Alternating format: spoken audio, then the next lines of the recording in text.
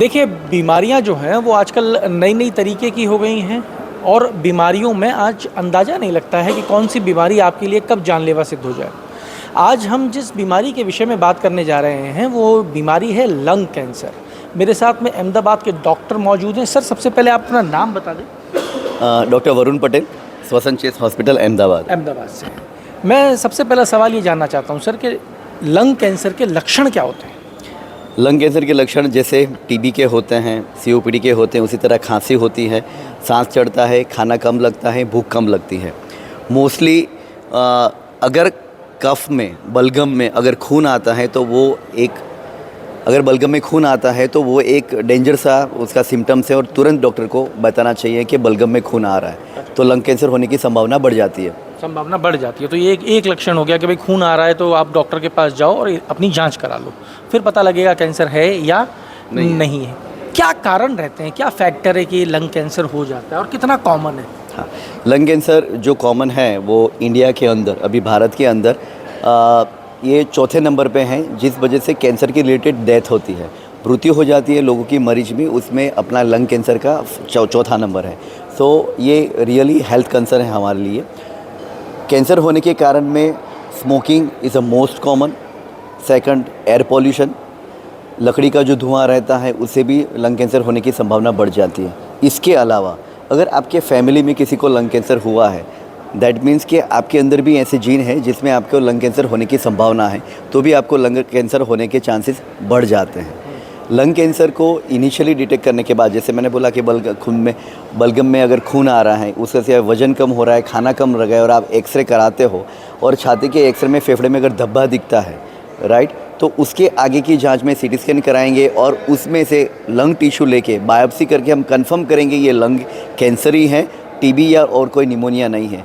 उसके बाद पेट सीटी, फिर उसका स्टेजिंग और उसकी ट्रीटमेंट सब चालू होती है।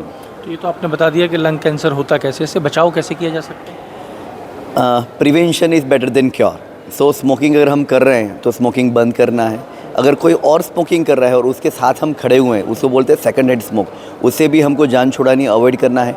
ट्रैफिक में अगर हम बाहर निकले हैं तो मास्क पहन सकते हैं, जिसके कारण जो सूत और कार्सिनोजन है वो सांस में अंदर ना जाए।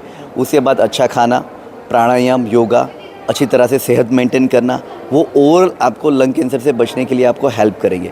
सेकंड थिंग, आपको अगर लंग कैंसर होने की संभावना है, जैसे कि आपके फैमिली मेम्बर में, आपके परिवार में अगर किसी को लंग कैंसर हुआ है या और कोई कैंसर हुआ है, अगर आप स्मोकिंग करते हो और आप करते थे और आपकी उम्र 40 साल से ज़्यादा है, तो आपको साल में एक बार सीटी स्कैन करके मालूम करना चाहिए कि आपके लंग में कोई अंदेशा लायक धब्बा है कि नहीं है, क्योंकि इनिशियली शुरुआत के स्टेज में वो धब्बा एकदम छोटा रहेगा, 5 mm, 8 mm, 6 mm।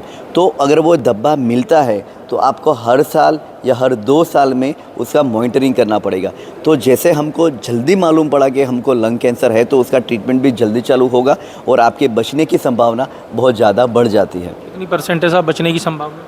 अगर स्टेज 1 में हमने डायग्नोस कर लिया, हमने निदान पा लिया कि हमारा लंग कैंसर है, तो ट्रीटमेंट के बाद 5 साल से ज़्यादा जीने की संभावना 90% है। अगर हमने इसमें इग्नोर किया और हम बहुत एडवांस स्टेज में लंग कैंसर मालूम पड़ा तो 5 साल जीने की संभावना 5% से भी कम रहती है। तो साहब, ये आप सुन रहे थे डॉक्टर पटेल को, जिन्होंने लंग कैंसर के विषय में हमको बहुत ही महत्वपूर्ण जानकारी दी है। इन्होंने बताया कि देश में जो मौतें हो रही हैं कैंसर से, उसमें चौथे नंबर पर लंग कैंसर आता है।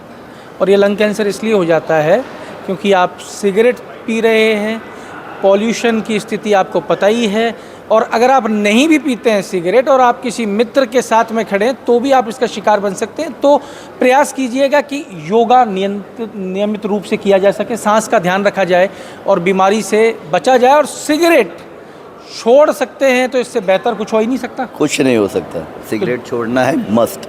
सिगरेट छोड़ना है, इन्होंने कहा है अंग्रेजी में मस्ट, और मैं कह रहा हूँ कि सिगरेट छोड़ना है मस्त रहना है तो छोड़ दो सिगरेट। जुड़े रहिए हमारे साथ। अमर उजाला के लिए जयपुर से मैं आशीष।